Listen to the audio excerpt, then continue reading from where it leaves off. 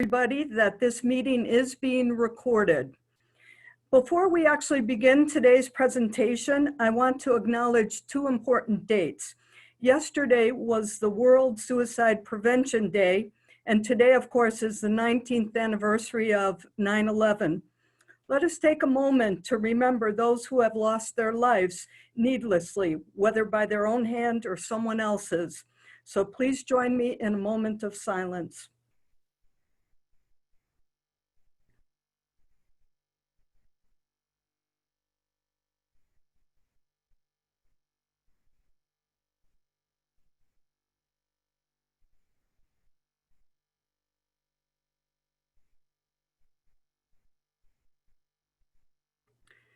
Thank you, everybody.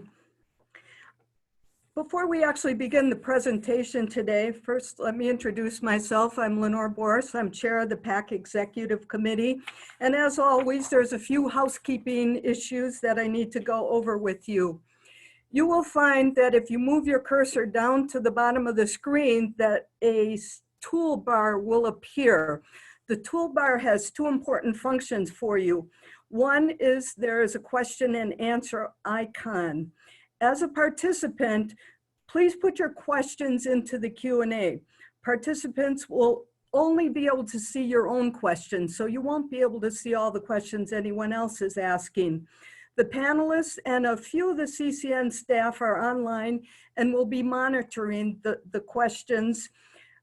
If possible, the presenters may incorporate the answer into their presentation. If that doesn't occur, at the end of each presentation, we have a question and answer period.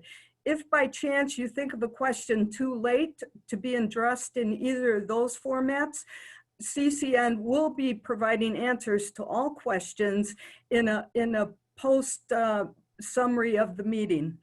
The second function you see down there on the toolbar is the chat function. The chat function we have enabled, which allows everyone and the panelists to interact. If you click on that function, you'll be able to type in what it is you'd like to say. All right, so that is two of the housekeeping things. We have a pretty packed agenda, and we've been practicing, and we're going to try and keep it tight and keep it to the time frame that we had indicated.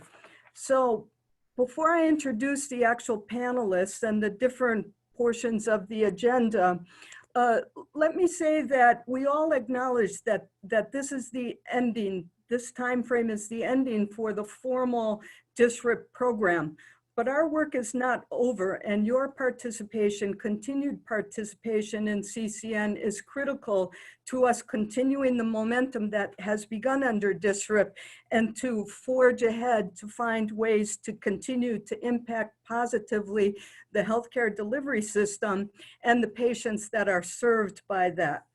This stakeholders meeting today will feature 2 years of work with the Cohort Management Program in less than 90 minutes. So you can understand what a challenge it is to really capture the Cohort Management Program and how successful it's been in providing services to patients and transforming the healthcare delivery system. It is a story about how each community-based organization has touched cohort members one person at a time, and how the health status changes for a person occur with each of the touches that they have received over a period of time during the time period that they've been participating in the Cohort Management Program.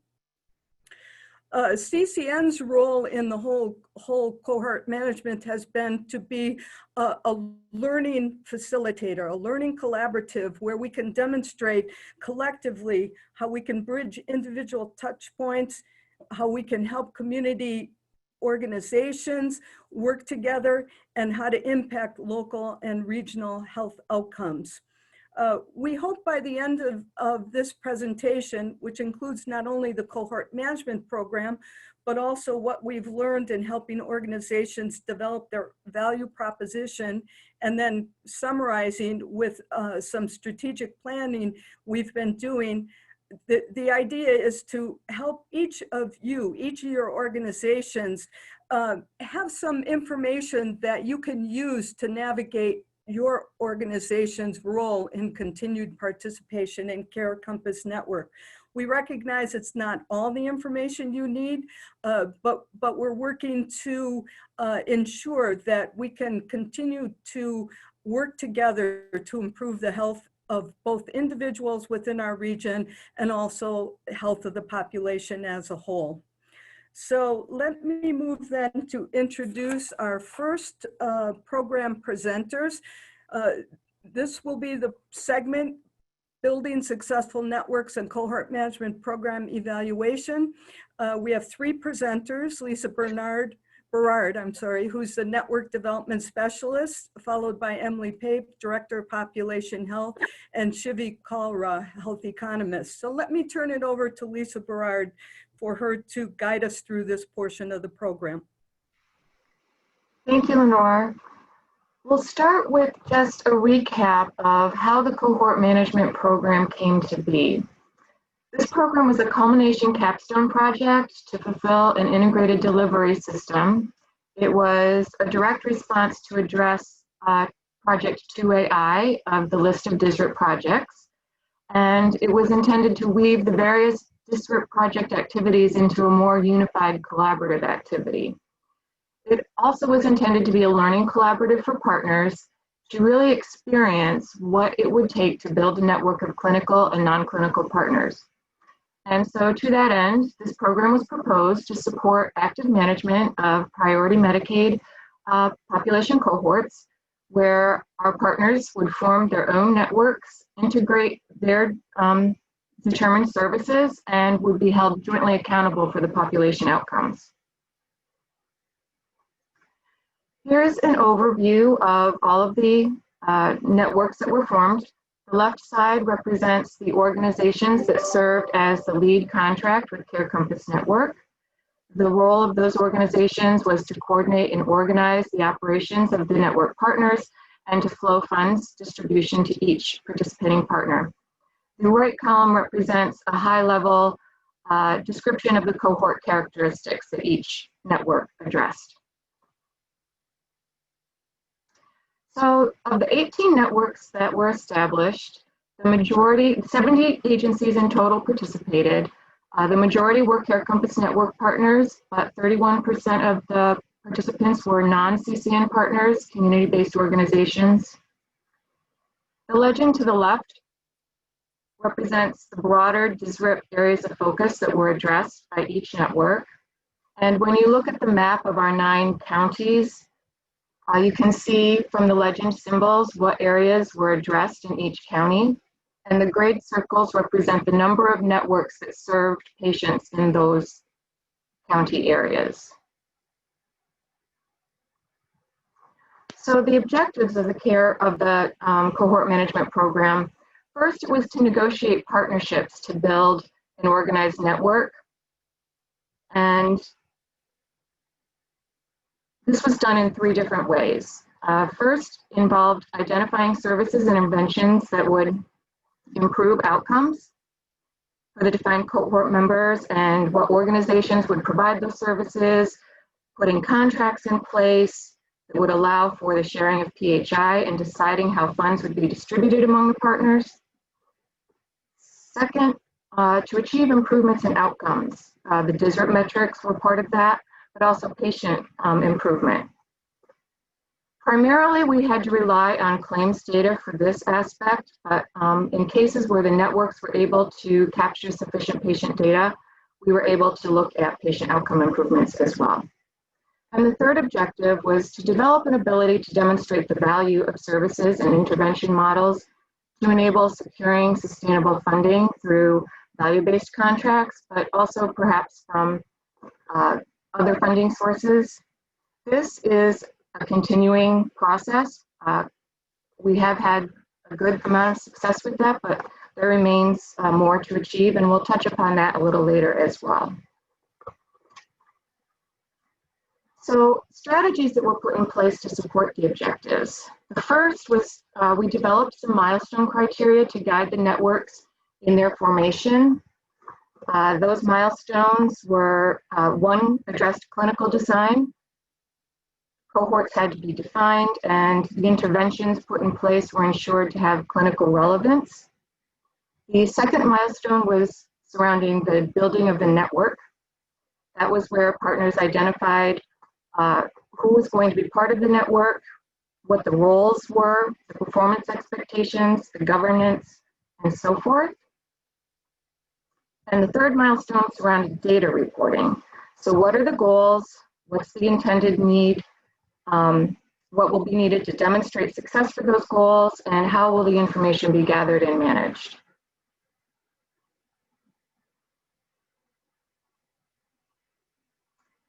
And so the lessons learned.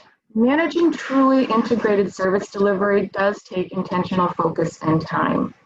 Many of the networks reported that if they didn't have at least one person taking the lead on managing the network, it took them a lot longer to get their processes in place, and a lot of the challenges that evolved were because of a lack of intentional management.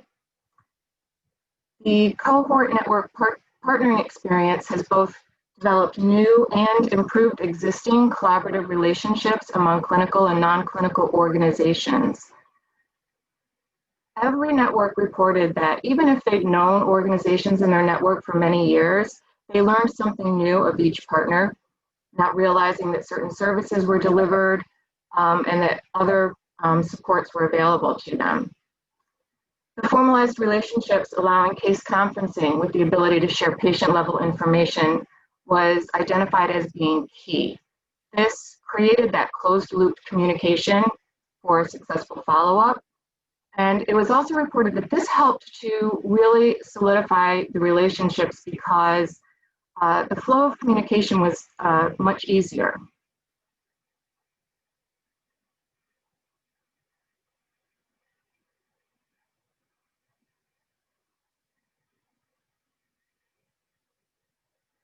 I've lost video. I don't know if that's the case for everyone.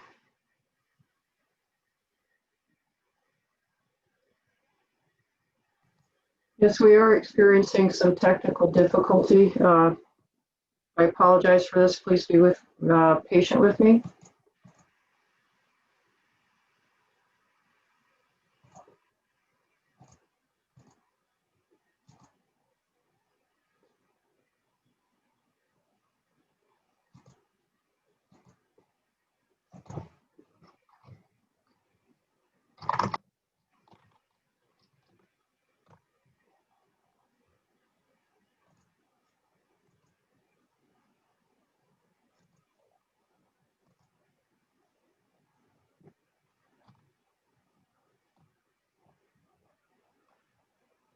Can you go one more back, please? Perfect. Thank you. So the formalized relationships also allowed for the relationships to deepen because the communication was much easier to establish. And then engagement of the patient or payer customer requires the answer to the question, what's in it for me? And that is not intended to be a self-serving question. It's just a reality. Time and dollars are very limited resources. People value time and payers value their financial resources. And so to secure that from them, you have to present a valid reason as to why they would want to participate with you.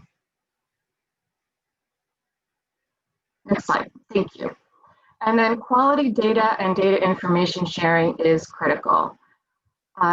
A huge lesson was the network partner data sources allowed for focused strategy for patient engagement.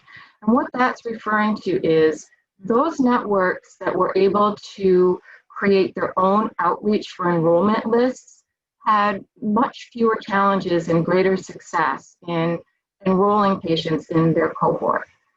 those networks that relied upon Care Compass Network to generate that list for them faced a great deal more challenge. And the reason is likely that the agencies able to generate that themselves already had some sort of an established relationship with that patient. They were a familiar entity, and so patients were more willing to even open those lines of communication to begin with. Quality and timeliness of data availability influences decisions and the efficiency of service delivery. I don't think that requires much further explanation. Data can support the answer to what's in it for me. It can correlate the intervention or the service with the outcome that is valued by the patient or the payer. And we learned that more intentional social determinant of health data gathering and integrating that with clinical data is needed to support identification of those social determinant influences that will hold the greatest value. And again, that comes back to the ability to correlate the social determinant intervention with the clinical outcome that's being addressed. And we'll continue our discussion surrounding data with the cohort evaluation results. And with that, I will relinquish the reins to Emily Pape and Shivi Kalra. Thank you. All right. So Shivi and I are at the beginnings of our project evaluation of the Cohort Management Program. And at this point, we are focusing on 3 primary questions. We'll talk about these questions today. So first, we want to know if the networks, all networks, have been successful in effectively engaging members in a program. Second, we're looking at whether or not the networks have been able to effectively connect their cohort members to services that are driven off of individual needs. And third, has the program up to this point made an impact on ER visits, hospitalizations, and primary care engagement? And of course, the intent is that we are decreasing ER visits and hospitalizations and increasing primary care engagement. So over the course of the program thus far, we have data that shows that about 5,800 Medicaid members were invited into the program in one form or another, and that the network successfully engaged just under 2,200 Medicaid members. So these results are displayed by network. So the 18 networks are displayed across the bottom there. And the gray bars show us the total number of people who were outreached, and then the green bars show us the total number of people who were engaged for any amount of time. And the real difference between outreach and engagement is having a needs assessment completed and then being reported in the program for at least 1 month. So you can see that the numbers vary quite a bit across networks, and then the difference between the total outreach and the total engaged also varies quite a bit. Different networks definitely have had different strategies on inviting members into the program, as Lisa mentioned, and we can see that some networks were able to engage almost everyone that they outreached. And other networks engaged a lower proportion of that. I think that as we continue our evaluation, we'll try to pull out the best practices in member engagement. And we do know a lot, as Lisa mentioned earlier, about successful strategies. All right, you can go to the next slide. So looking at people who are engaged in the program, so focusing on that 2,200 people, here we displayed the length of time that people have been engaged. So across the network, across the bottom again, are all the networks. And the green bar shows the maximum length of engagement. And then the line graph denotes the average. So there's a pretty consistency across the networks in the average. And you can see that a few networks were able to engage people for as long as 16 months, and then 11, 12, and 13 months was common across the rest as a maximum. And then an average of between, I would say, 7 to 10 months or 7 to 9 months for an average across the networks is pretty consistent. So that's good to see. So I think that based on those two graphs, we can see that the networks were effectively engaging people for not just a short amount of time, but for a period of time over a number of months. All right, you can go to the next slide. Thanks. All right. So one of our burning questions is about the program and the impact is how the level of needs change when people become or are engaged in the program over several months. The needs assessment is one of the first steps that the networks completed when members enter the program. And here we display the level of need. So if you recall, there is a total score, and we have ranges that equivalent to level 1, then level 2, which is 6 points up to 15 points, and then level 3 is anything over 16. So that bar chart in the front, in the top left corner, shows the levels. The gray bars are for an initial assessment, and then the green bars are for any subsequent assessments. So in general, we had a lot of people who had scores that were in the upper level of level 2. So most people are at a level 2, and they tended to be pretty close to that cutoff between a level 2 and a level 3. We know that about 25% of people were reassessed over time. So they were in the program for long enough to warrant a second assessment. Some people also had more than 2 assessments, depending on the length of time. And so what we've done in our pie charts is to compare the initial assessments among everyone to members' latest assessments. And what we can do by comparing these two pie charts is to look at how the level changes. So the black pie slice are the level 1s. We can see that the proportion of people who are at a level 1 on the initial, which is 9%, increases at the most recent assessment. So there are more people who are at a level 1 when they have a subsequent assessment than they were initially. The same is true for level 2s. So 53% were at a level 2 in the initial, and then 56% were a level 2 at the most recent assessment. And then the level 3s are actually smaller. So 38% were at a level 1 at the initial assessment, and then 31% are at a level 3 at the latest assessment. So that means that we have more people in level 1s and level 2s over time than level 3, which is great. That's a strong indication that the networks are meeting members' needs sufficiently so that when they're asked about their needs that second time, they have fewer needs that are identified. Great. You can go to the next slide. This is just a quick look at the services that CCN has funded under the program. If you recall, one of the parts of the program is that CCN made funding available to each of the networks to use for services that didn't have another funding source. One of the things that we heard early on was that, given the high needs of the cohort members, our objective is to engage people in the program who have significant needs in significant clinical needs or significant social determinant of health needs. We know that existing programs don't always meet their needs, and there's almost no amount of care coordination or care navigation that can address a person's total needs.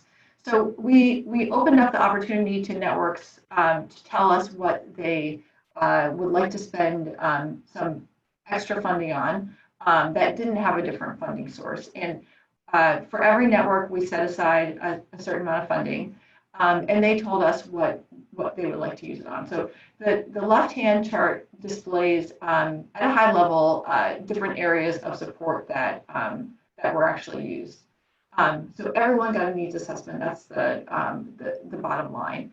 And then there were several different areas where we invested in health literacy, self-management skills, economic stability. Some of that could have been vouchers for a YWCA membership, or connection to other types of material supports. And then on the right side, I'm just displaying some of the social determinant of health needs that were identified in that in the needs assessment. So at the top of the list there are transportation insecurity. So we know that about half the people had transportation insecurity for medical needs, and then almost as many had transportation insecurity for all kinds of other needs that are just not medical. So then on the left side, we can see that right in the middle of the chart, 474 transportation assistance services were distributed to members, and that took the form of taxi vouchers, bus passes, any other kind of material support that went towards transportation assistance that didn't have another source of funding. So we're sure that the networks also use existing transportation assistance as well, and then CCN paid for some additional support in that domain. So part of the next steps of looking at how networks address members' needs is to take this information and try to relate it to the specific needs that people identified, and to look at how many people, for what percent of people who identified the needs was CCN funds used to address the need. Okay, you can go to the next slide. All right. So at this point, I'm going to turn it over to Shivi Kalra. Shivi's going to talk about the impact of the program on ER visits, hospitalizations, and primary care. Thank you, Emily. So I'll walk you through the methodology and definitions before we move ahead into any kind of analysis. Over here, we try to compare each individual before, which is the pre-period, and after their assessment, which is the post-period that you see here. We use data from Medicaid claims to count ER visits, hospitalizations, and primary care visits before and after their assessment. This analysis is limited to Medicaid members who are attributed to CCN under district, which is about half of all the members who were part of the program. So what we do over here is we compare average monthly ER visits, hospitalizations, and PC visits before and after enrolling in the program. And what we really expect over here is, hypothetically, if the gray bar is the pre-group, which is everybody who had an ER visit, a hospitalization, and a primary care utilization before their assessment, that's represented by the gray bar, then in the post, we expect a decline, which is represented by the green bar. And the impact is represented by the difference between the gray bar and the green bar. So we want to measure that to see whether the program has been successful. So we'll move ahead and talk about the results. So what we're going to talk about in the next few slides are how many months did members spend in a cohort, and how was it related to the key metrics. So what this graph talks about is the number of members who spend between 1 and 16 months, so ranging from January 2019 to June 2020, and post-assessment. So unlike the previous few graphs, it is important to remember that the x-axis is not the cohort networks, it's the number of months the members spent in a cohort, and the y-axis represents the actual number of members who were there. So for example, 30 members spent 1 month in a program. Maximum number of members, about 159, spent 8 months. And then we see that at 12 months, we had 63 members. There was a decline at 14 and 15 months. So in total, we had 2194 unique members enrolled in the program post the assessment date. And out of that, we have 1165 members who were attributed to CCN. We'll move ahead into the results.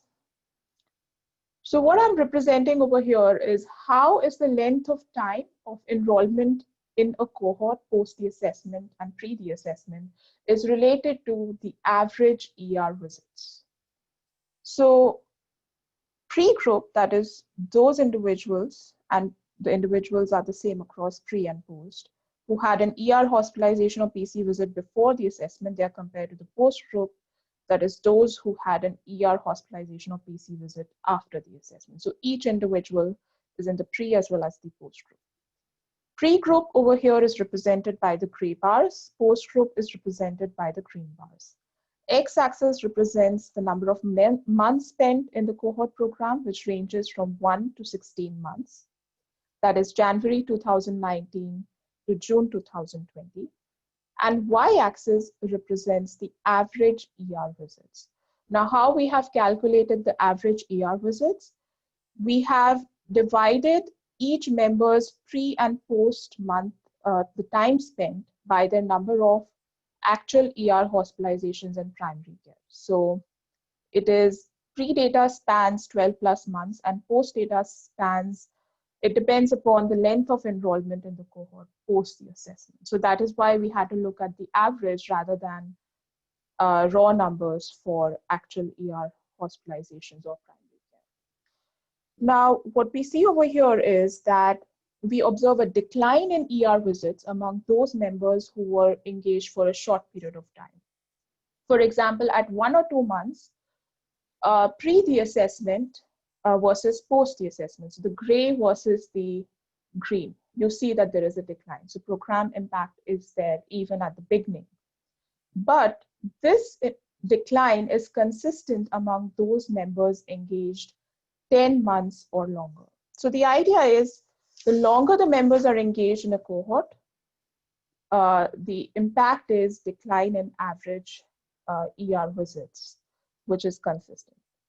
So let's talk about 12 months. In the previous slide, I said that at 12 months, we had 63 members enrolled in the program.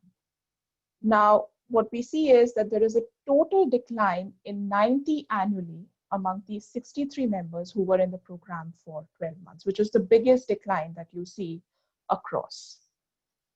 Now, some of the nuances that you don't see over here is that average ER visits declined among specific populations, like members who were dealing with behavioral health. These same populations, they are visiting the primary care instead, and which is a good indication that they are using ER less and primary care more. And then there is a subgroup of members that we want to focus on, which are high ED utilizers and low primary care utilizers. So on average, they spend more time in a cohort, that is 8 or more months.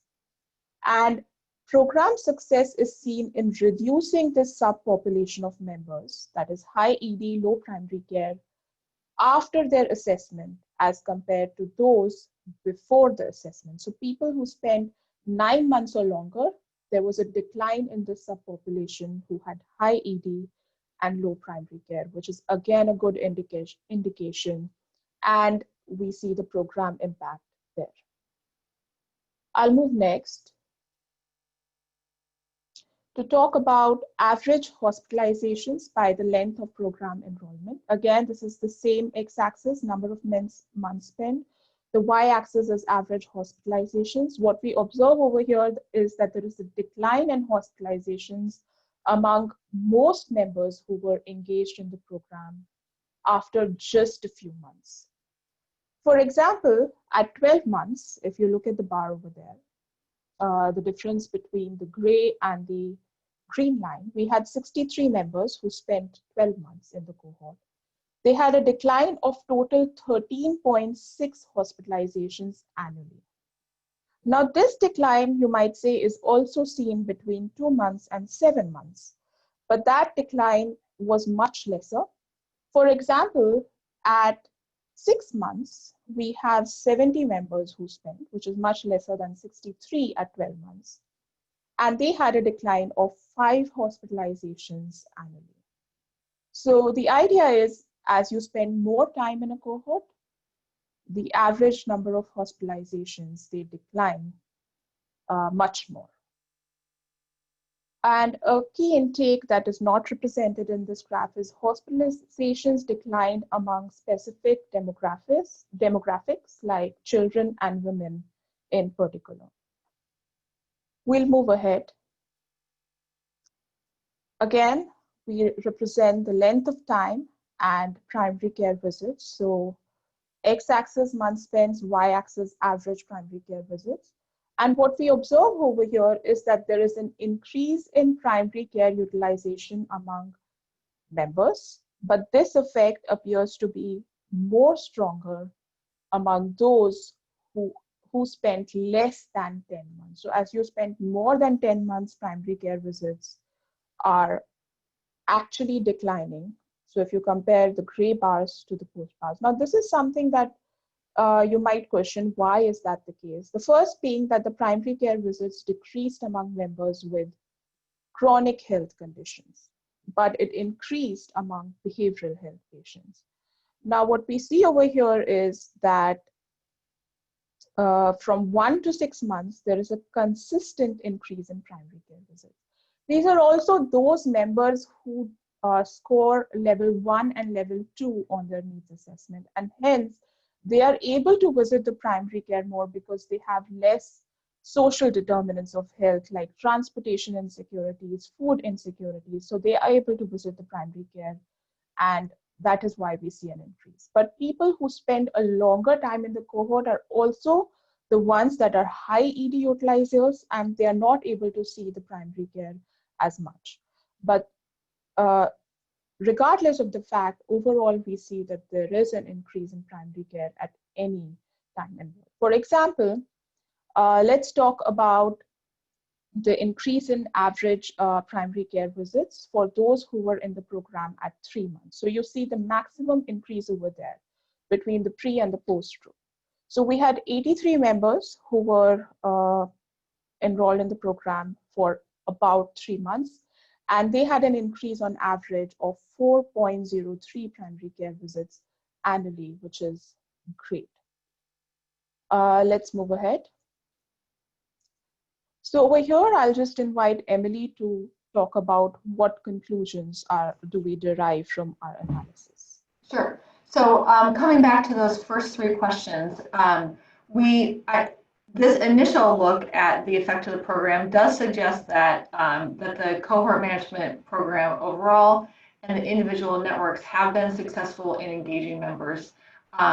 There have been a lot of lessons learned over the course of the last year or 2, and there are some best practices in engagement that I think that we'll put some more detail into in sharing those. Our second question relates to how the networks have connected members to services. And we know that the services that CCN has funded are really only part of the story. But even this limited look at the story suggests that the networks have been very considerate in making sure that their members' needs have been met. And in particular, using the CCN funds that have been available to them. It's not only out of that service volume that we look at, but also the declining level of need in the assessments. And then our initial results on the impact on ER visits, hospitalizations, and primary care engagement is promising. This initial data suggests that the effect is not the same for everyone. So we don't see a consistent improvement across all people, but we do see that there is improvement. So our job now is to dive a little deeper into the data and be able to pull out a little bit more detail on the effect, basically. So I'm pretty excited to continue this work. I know Shivi is, and I think that we'll be able to come back to each of our networks individually and tell you a little bit more about the more specific impact that you've had.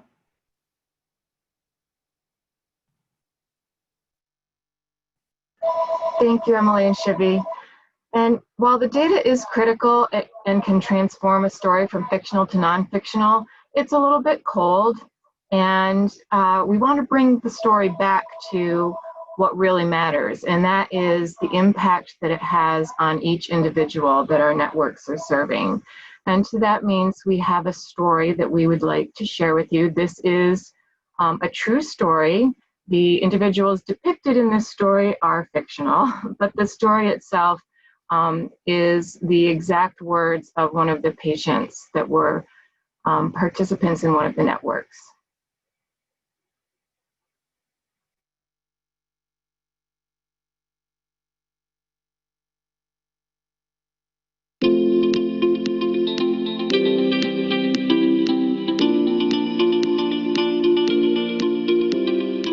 I remember the day I was ready to go to rehab. Was I ready? My insurance was all goofed up, and I had been struggling with being able to get admitted into inpatient treatment due to my insurance issues. I remember my case manager assisting me in getting my insurance straightened out, then walking me to the car that would take me straight to detox. This was the beginning of my new life. I arrived with no clothes, soaps, or any belongings, and I remember my case manager showing up with a bag full of necessities an hour away at the treatment center to make sure I was taken care of. I can't thank her enough. I remember being fresh out of treatment and needed food for my little girl and myself. I had nothing but a few weeks of sobriety under my belt. With the help of my cohort program, they connected me with a food stand where I was provided with groceries and hygiene products for months to come. And still, to this day, the offer stands every time I come in for an appointment, or even with a simple check-in text to make sure we are okay. Emotionally, when I have needed someone to talk to, my case manager is always there to support me and listen to me. I was also given the opportunity to be a part of the YWCA, which in turn is a safe place for me to go to, and to take my child to for daycare, which costs me nothing, but provides me with a way to be successful and keep my child safe and secure. I'm able to work on my health by utilizing the gym, which helps me with self-care and staying positive.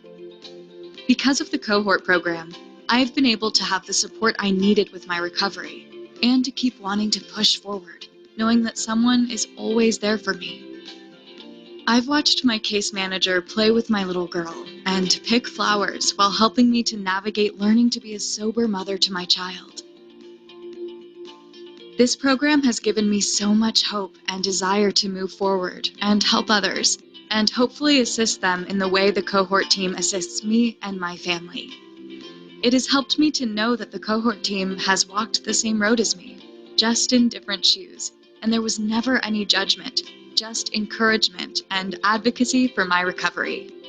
Without them, I would not have been able to be as successful in my life as I am now. I have been sober for over a year now. I successfully completed outpatient treatment. I'm learning to be an attentive mother, and I'm currently working on obtaining my certification so that I can help others. Thank you from the bottom of my heart for choosing me.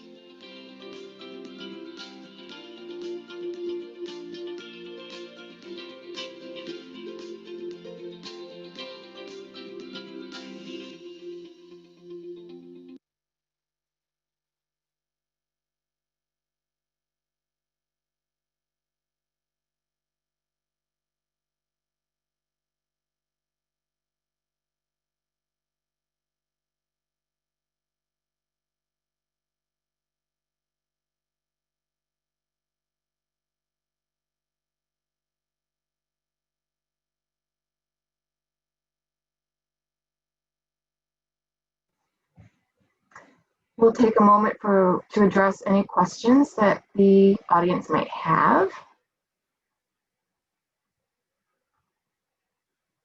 So one question, what would the next steps be for taking these great outcomes and turning them into value-based contracting opportunities? Don't need to address publicly, but it would be an interest of mine. So next steps, we continue our work in better defining social determinants of health and measuring them. We are also deploying value proposition opportunities to organizations. And Mark will speak further as to next steps for Care Compass Network later in the presentation. And how do we sustain these wonderful gains we've made? Again, that will be addressed by Mark later in the presentation. So I will turn it back over to Lenore. Hi, everybody.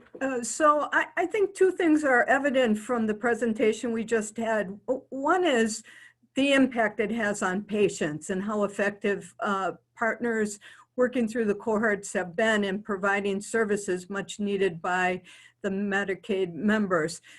The second point I think you can appreciate is how sophisticated Care Compass Network has become in analyzing data and using that data to make changes and improvements in the work that's being done.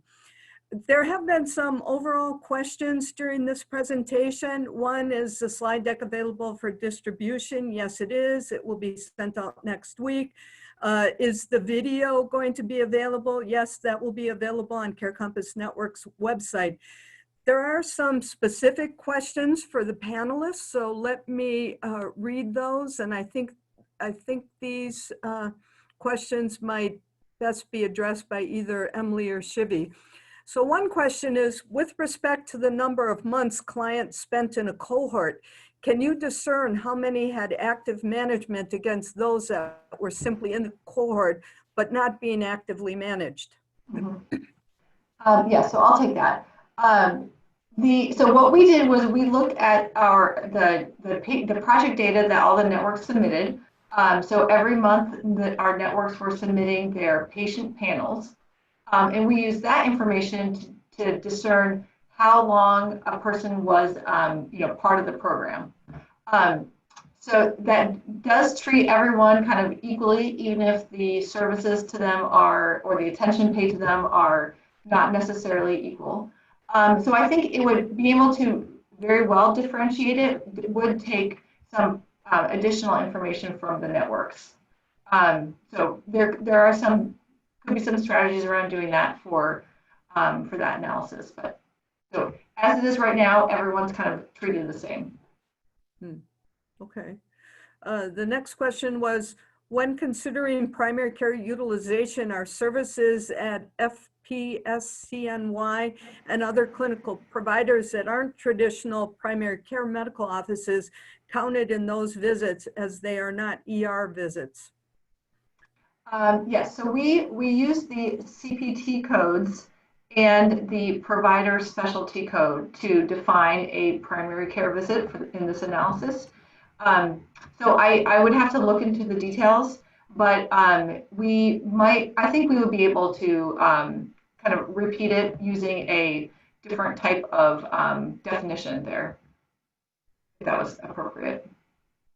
Right. A third question is, how does the cost savings of decreased emergency department visits and hospitalizations compare to money funded to cohort programs? In other words, what's the return on investment? Right, yeah, and we haven't gone that far yet, but that's scheduled. Yeah. So you can tell from Emily's comments that there's much more work they intend to do with the data that they have. And also, if any particular organization is interested in specific questions and wants to do a deeper dive, Emily and her team are available to chat with you about that. Are there, Amira, are there any other questions that have come? It looks like they were all addressed. It looks like they were all addressed. Very good. I said, as always, if you think of questions later, you can still shoot them to us and we'll find a way to get those answered. Oh, here's someone in the chat asked, what was each interaction with members documented by the case manager? So that would be a question that the networks have to answer. The data that comes to CCN on this is really at that monthly level, as well as the CCN funded services. So it's certainly possible that the networks recorded that, and we can use all that information in our analysis, but it may be kind of inconsistent across the networks. Yes, which points to the importance of each organization thinking about the kind of data they need to support their activities. And that data feeds into our next topic, which is creating the value proposition. So let us move to the next topic on our agenda, coming together to make a difference, the value propositions. And once again, Lisa Berard, our network development specialist, is one of the panelists, supported by Kate Hofflin, who's the grants manager. So Lisa, let me turn the program over to you. Thank you, Lenore. This is Kate. We're really excited to share a high-level overview of the value proposition work that CCN has been involved with over the past 18 months. So to introduce this project, it's going to be helpful to share some general context of how and why CCN became involved with the value proposition work, what exactly a value proposition is, and how this process has evolved over the past 18 months from the onset to where we're at in present day. So in short, this value proposition project was really born in response to questions and feedback from our partners that they wanted assistance, or they wanted help in being able to quantify the value of the services and the programs that they were offering. And value propositions were identified as a really effective tool or solution to help agencies capture and communicate both the social and fiscal value of their services, so as to promote sustainability, to assist with new funding acquisition, and really to function as a calling card that agencies can use when approaching new collaborations or convening new networks. So a value proposition, some of you may be familiar with this concept, maybe some of you on this call have gone through it already with us, and for others this may be a completely new term or concept. So for the purpose of using a pretty general definition, this is our definition, a value proposition is a concise summary of an agency's services and their fiscal and social value in the community. As a finished product, a value proposition can be shared or marketed to a prospective funder or collaborator. It really gets to the idea that Lisa Berard mentioned earlier of the question of what's in it for me to a prospective funder. A value proposition can answer that question empirically supported using data. And in terms of how the project has evolved over the past 18 months, from the onset of the project, CCN began working with KSA, Kulik Strategic Advisors, and Tracy Kulik. And under their leadership and experience and expertise with value propositions, CCN has been trained and has developed the internal competency to continue doing these value proposition assessments and work with our partners in an ongoing basis. Throughout the past 18 months, and especially recently, we've really worked with ASA and under their advisement to hone and refine our own process to support both CCN's strategic vision as well as the unique needs of our partner network. So Lisa Berard is here with me, and she's been involved in this project longer than I have been. So Lisa, can you speak a little bit to the history and the different iterations of the value proposition project over the past year and a half? Sure, thanks, Kate. So back in early 2019, two initiatives began relatively simultaneous to one another. The first was led by Rural Health Network and supported in part by Care Compass Network. And that initiative worked with several of the cohort management networks to identify a social determinant of health and build a return on investment relative to that intervention. The second initiative was initiated in the East RPU, which is Shenango and Delaware counties, and that involved taking individual organizations and working with them to identify core services with which to do the research and enable a value proposition to be developed with the return on investment. Both of those, once the product was in the hands of the partners, we had a lot of questions come back as far as the utility of it, and could it become more specific? Could other services, more social determinant areas, be addressed? So that created the second iteration of the program, which was deployed earlier this year with non-East RPO partners to create that process from start to finish, incorporating the questions that were raised with the first two. And we returned to East RPU partners to further enhance and refine the propositions that were presented to them last summer. And where we are today, as Kate mentioned, we're developing a toolkit that will enable Care Compass Network to continue offering this opportunity to other partners. It remains a work in progress. We continue to refine it, to improve upon it and make it more useful and specifically tailored to each individual organization's needs. And I'll return to Kate. Thank you, Lisa. All right, great. So to add some additional explanation to what a value proposition is, what it looks like, what it entails, we thought it would be helpful to just share a sample of the product that we've been developing with our partners. So this specific example is not real. This is using synthetic data. We wanted to maintain the confidentiality of those agencies who have gone through this process. So this is not a real organization, but it does reflect what a real value proposition will look like in the information that is included therein. All right, so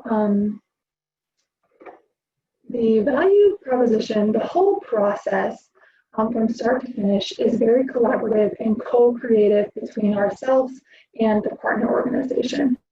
Our goal is to create a concise summary of their services and those services' respective value. When we say concise, we mean specifically about 2 pages. So the first page of the value proposition includes information that's populated directly from the organization. So that can be through some of the meetings that we have with that partner agency, as well as data that we gather from their annual report or their website or any other forms of literature that they might provide to us. And the first page of the value proposition is meant to introduce your organization to an unfamiliar audience in the fastest and most impactful way possible. So the top half of the page is some general information about the organization, history, mission, etc. Well, the bottom half of page 1 contains a comprehensive but very abbreviated summary of all programs and services that agency provides. For the sake of this example, we have used employment services. So this includes different programs or activities under the employment service model. And it's from this comprehensive list of services that we work with the partner to identify between 2 to 5 specific service lines that they are most interested in marketing to a potential grant funder or payer or a new network. So they would select from the list provided here, again, between 2 to 5 examples, which we will look at on the next slide. Great. So for the sake of this example, we've only included 1 service line, but again, in a real value proposition, there would be anywhere from 2 to 5. And what I'm speaking to specifically is the table that has the little gold star in the center of the page.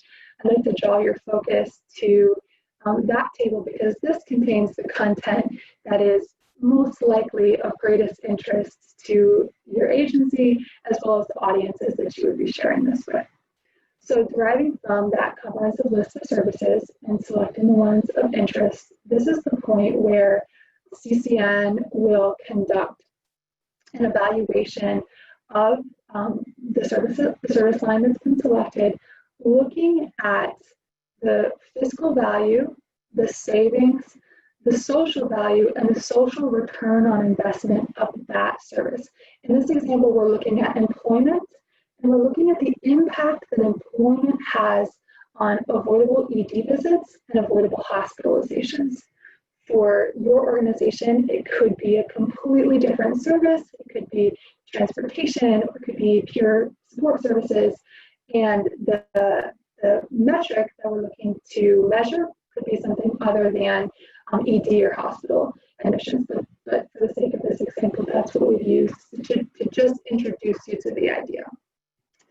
For the sake of our time today, I'm not going to get into the calculations that we use to determine these rates. But if this piques your interest, or if you really are intrigued to know more, please contact us. We will be happy to set up a time to discuss this further. And directly above the table, you'll see a list of terminology. This does have some more just general definitions to familiarize you with the idea of fiscal value, savings, social value, and social ROI. So when this slide goes out next week, please feel free to review that in more detail, again, if you're interested. This slide we've included, this is tailored to each agency, and this really comes out of the one-on-one meetings that we have with the partners to understand what their goals are, what their programs, priorities are, what their strategic vision is for the next 3 to 5 years.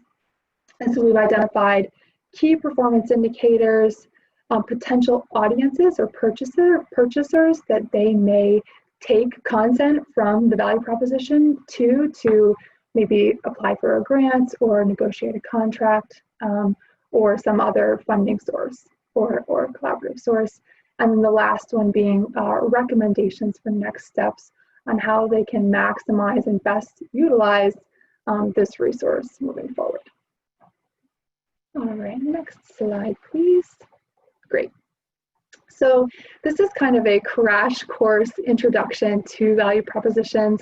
I know it's a lot of content to fit into just a few minutes. So we anticipate that you may have questions at the end of this or in a day or a week as you reflect on it and think about how this may relate to your agency. But some questions that we anticipate may be in your mind. A major one is, what can I do with a finished value proposition? What value does this add to my organization? And really the breadth of opportunity for how you can use this is entirely up to what's most beneficial to your agency. But this is a non-exhaustive list of things that we've heard partners say, or we've been involved with partners or have received feedback that they've already used the value proposition to support some of these operations. That could be grants, MCO contracting, negotiations, operational planning, stakeholder engagement, strategic partnerships or service collaboration, and strategic planning. These are some of the main themes, but again, this is not a complete list of all the possible use cases. Another question that may be in your mind is whether or not the value proposition work is meaningful for every agency. Is this just for a select few that are, working with clinical metrics, or can this be used for any agency? And Lisa, I'm wondering if you might want to speak to, I know you've been asked that question or have heard similar type questions, if you could maybe speak to that a little bit. Sure. The short answer is yes, this process is appropriate for any organization that finds themselves in a position where they would like to more definitively be able to communicate the value that their service provides. And that can be in a number of ways, as listed here. It can be a funding source. It can be, we had a question posed to us just yesterday. Would this be of benefit to me in showing my value to another organization that I may wish to collaborate with, or even to merge with at a future state. What you really need to focus on is who's the customer that you're targeting, so that the need that that organization or individual has, we can target the data elements that are incorporated into the value proposition to really specifically address that organization's need for whatever it is that they are valuing. Thanks, Lisa. Okay, so lastly, if you, I know again, this is a lot of content, but if from what you've heard today, this is something that is of interest to you, or you feel like this could be really meaningful or valuable for your organization, and you want to know, am I ready, or is this an appropriate time for me to go through the value proposition process with CCN, there's some general data criteria that we want to just introduce to you so you're familiar with this idea as you think about the readiness for your organization. So if you were to say, start this value proposition tomorrow, this is the minimum data that would be necessary for us to really do justice to the ROI calculations and the fiscal and social value calculations. So at a minimum, you would need to be able to provide the number of clients in each of your programs, and more specifically, the number of unduplicated clients. Additionally, you have to be able to provide us with the units of service for each program. I know that would be specific to the type of service that you're providing. That would be different for housing than for transportation, but in your own tracking methodology, we would need you to be able to generate units of service. We would also need information on revenue, and specifically revenue by funding source tied to each program and the cost structure. And then lastly, we need to complete the ROI calculation, that unit cost. So the unit cost can be derived from the total program cost divided by the units of service. So this is, again, the minimum data that we need. For some of you, this might be very familiar and you could produce this no problem right away. For other agencies, you might feel like, I'm really interested in this, but I'm not quite there yet, or I'm not confident in my ability to organize or produce this data. And if you find yourself in that camp, don't despair. We would still really love to help you. I would encourage you to reach out to CCN, reach out to your RPU lead or myself or Lisa Berard, and we would be happy to assist you in beginning to develop a process for tracking that data so that you can evolve your data tracking and data reporting capabilities to eventually be able to go through this process at a future state. So it would be really a pleasure for us to do that. If you're already there and you're just saying, yeah, I definitely want to go through this, please reach out to us. We will happily communicate with you on next steps for engaging in the value proposition work. Lisa, is there anything I've forgotten or anything you want to add to this to let partners know what they can do next, or from any of the previous slides as well? I think you did a wonderful job covering it. I would just also add that strategically this can be a very beneficial process. If you're not there yet with having your data organized or defined clearly enough, this can point you in the direction of areas that need to be improved upon. And even if you do have all the data elements prepared and you engage in this process, you may find at the end of it that the return on investment could be significantly improved if efficiencies could be gained in your internal processes to deliver your services. So it also has a very strong strategic value. Thank you, Kate. You did a wonderful job. Well, thanks, Lisa. At this time, we would welcome any questions from attendees. We'll do our best to answer them, or if we can't answer them right now, we'll follow up with you by email later. Thank you for that presentation. I just want to say 2 remarks related to value proposition that struck me as you were talking.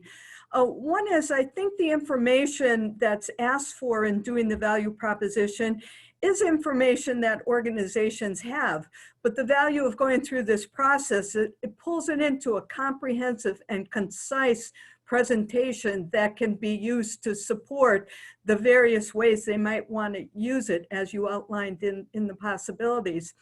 The second is, I don't think the value proposition should be considered just a snapshot in time, but it should to a certain extent be a living document as organizations might modify their services or they find that their cost structure is changing.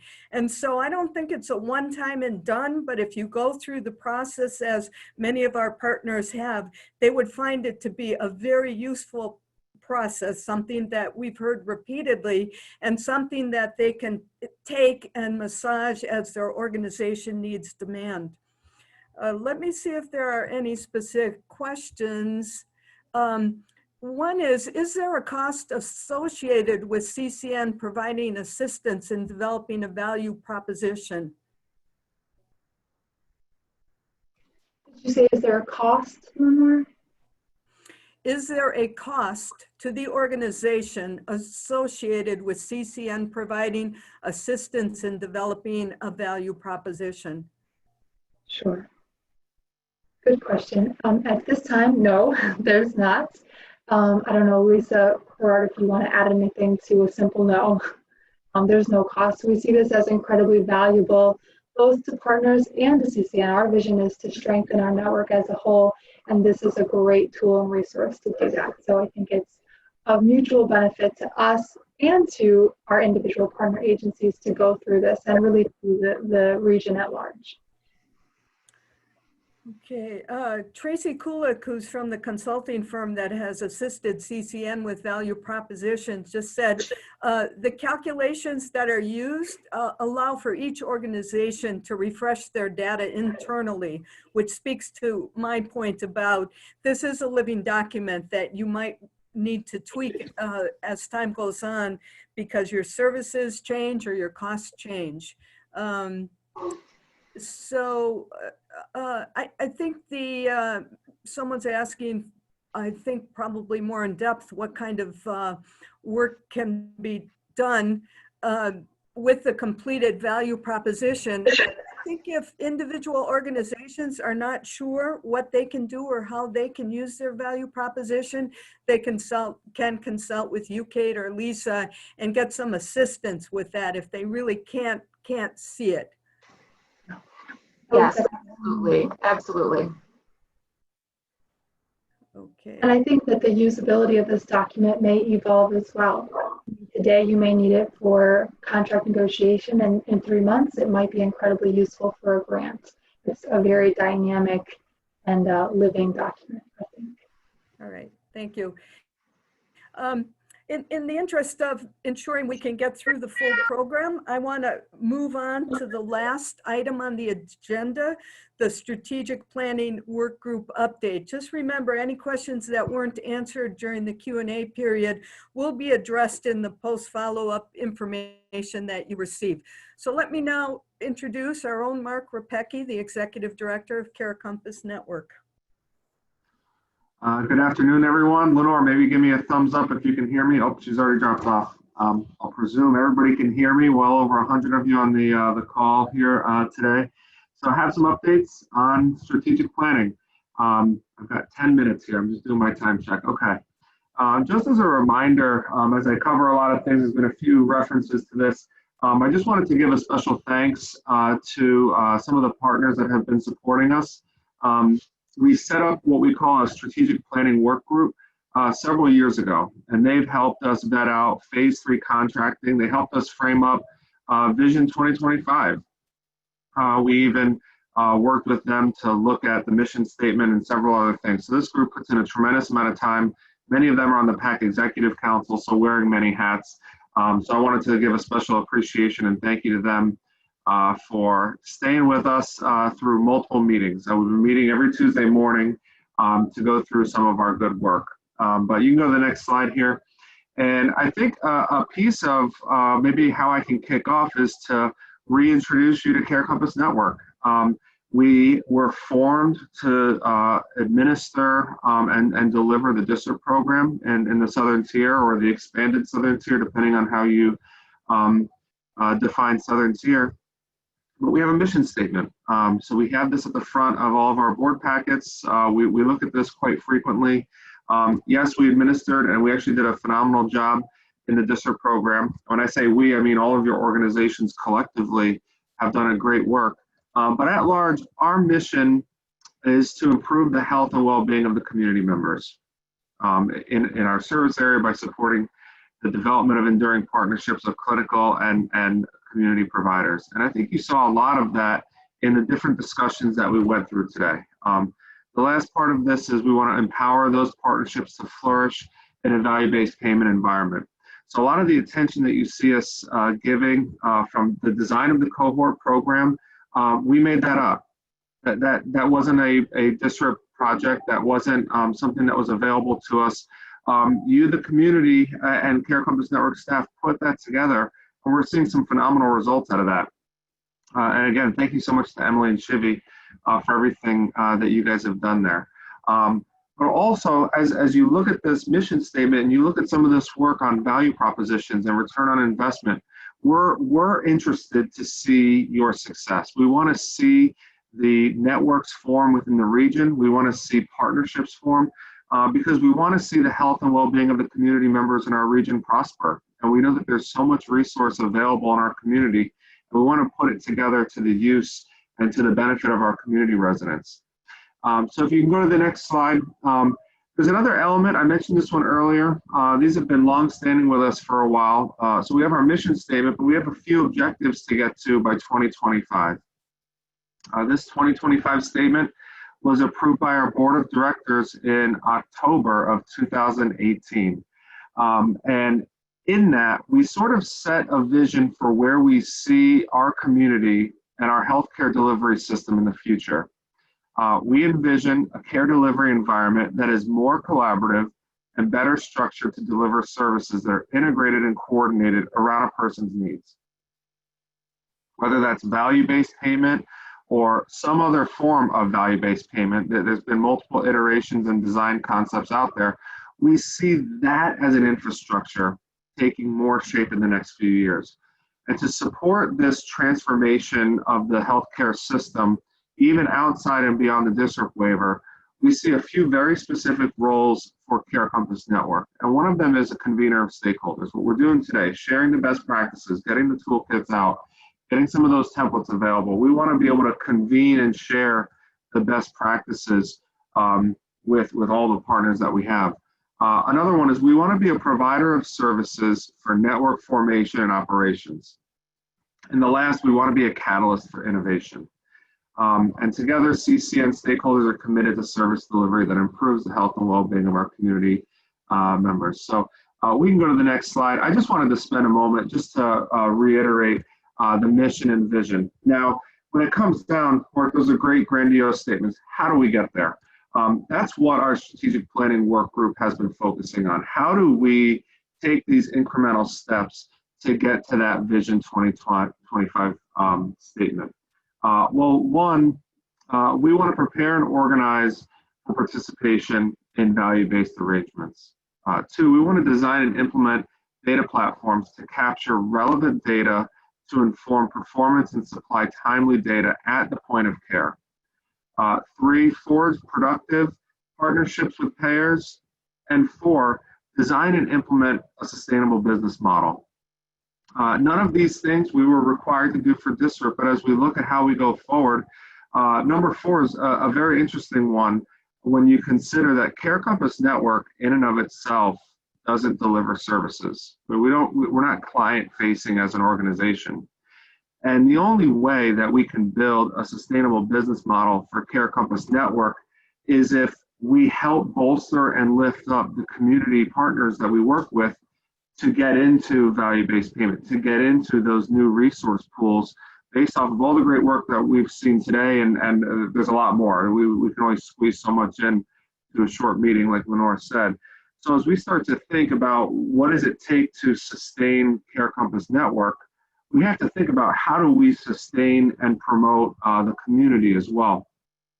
So let's go to the next slide, and I'll leave it on this one as I wrap up some thoughts here. So the strategic planning group's been coming together, and we've been really looking at it. And when I say it's challenging, there's a lot that's on the table. And one of the first things that we recognized was that as we exit DISRIP, as we exit projects, as we exit all those types of things, we're going into a new territory because we don't have the roadmap, the implementation plans, the oversight by the state or by the payout, and we're really writing our new path forward. And one of the very first things that came out of that group was as we look at continuing certain projects, as we look at maybe creating extensions or different investments for the future, we want to be firmly grounded in fact.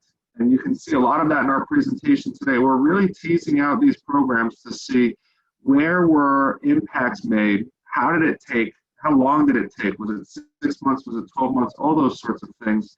But the group recommended we really need to do a new market study right now to not just include the health needs, like a very classic community health needs assessment, but we really need to also consider the social needs.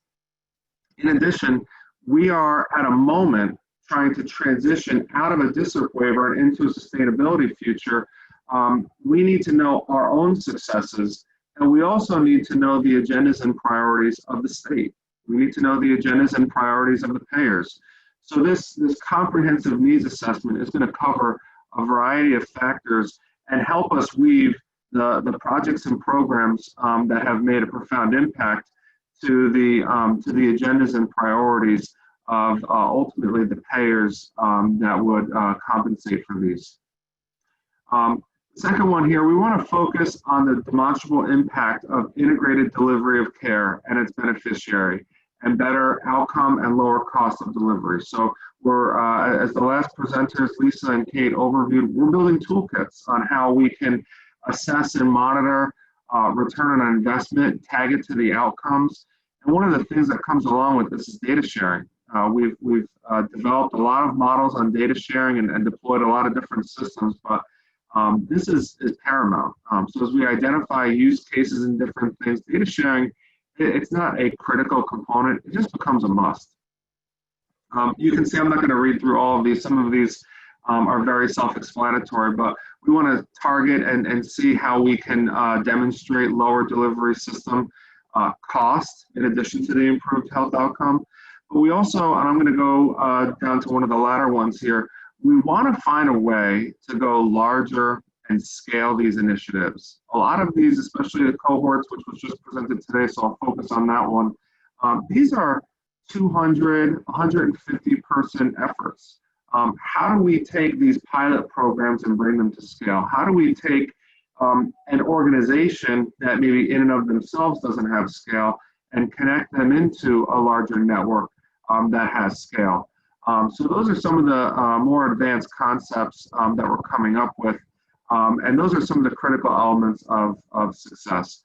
A last one here, revenue sources, diversify the pool of things. And I know a lot of partners have already been able to leverage either the data systems that CCN has helped them acquire, or use some of these value propositions. We talk about value-based payments and those sorts of things, but these are also great toolkits for some grants. So we've seen a lot of partners come up with new innovative grants that they can pursue because they have some of these systems. So we do want to help partners continue to tap into those.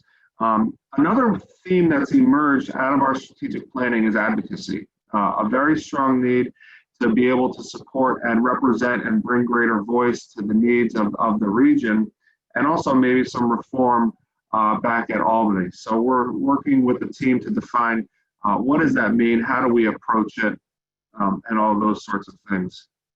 So next steps, we have a lot of strategic planning. A lot of the things that I'm pointing at are tools and methods that can help us get to Vision 2025. It's what we would call medium or long-term planning. But we also know and recognize that there's some short-term needs. CCN can't be everything to everyone, but we do have a role and we do have a purpose. So we've looked at how can we respond in the short term.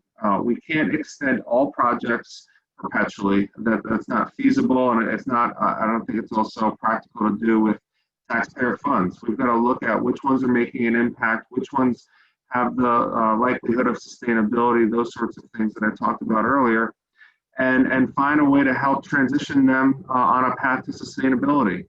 So in addition to this longer term planning work, we also have a short term planning group that's been coming together and looking at how can we come in on an interim basis and find ways to help partners continue the great work that they've been doing, find ways to continue to do the stakeholder engagement and get some of these tools to them.